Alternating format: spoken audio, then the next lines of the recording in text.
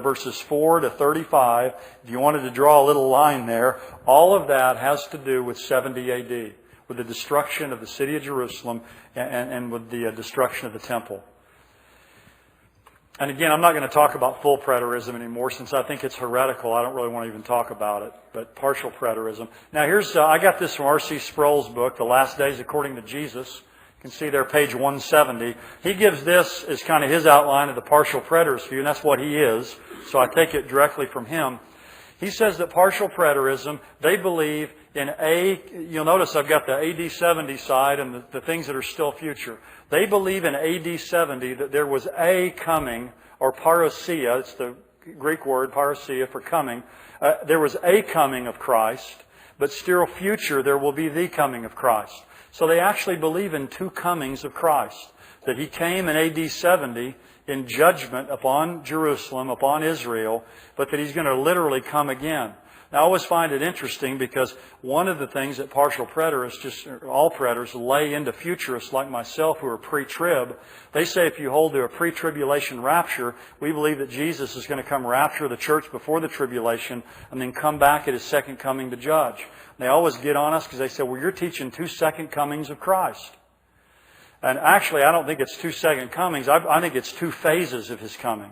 There's a phase to rescue His church and a phase to come in judgment. But they teach two second comings too. They teach a coming in 70 AD and a coming in the end times. And by the way, their coming is separated by a lot more years than the rapture and the second coming are. So again, people say, well, you believe in two second comings. Well, they do too. But actually, I don't believe in two second comings. At the rapture, Jesus won't actually come all the way to the earth. We're going to go and meet Him in the air.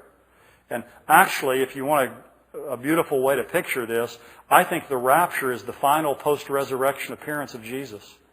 You think about those 16 post-resurrection appearances of Jesus.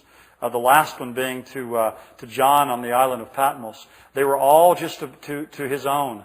Now, obviously, his brother James didn't believe in Him until he actually did see Him, but they were all to believers. The rapture will be that final time when Jesus will appear to His own, and He'll take us to heaven, and we'll come back with Him in judgment.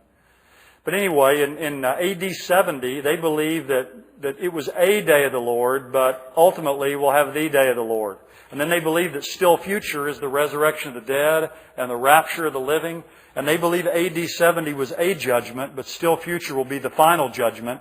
And that AD 70 was the end of the Jewish age, but still future will be the end of history. And so they see that in AD 70 it was the end of the age that's often spoken of. It was the end of the Jewish age spoken of in Scripture. So that kind of gives you a little bit of an idea. So partial preterists are interesting. And as I said before, they're kind of caught in the middle because folks like myself who are futurists disagree with them. And then full preterists on the other side disagree with them because they don't think they go far enough. So they kind of get caught in the middle and get it really from both sides.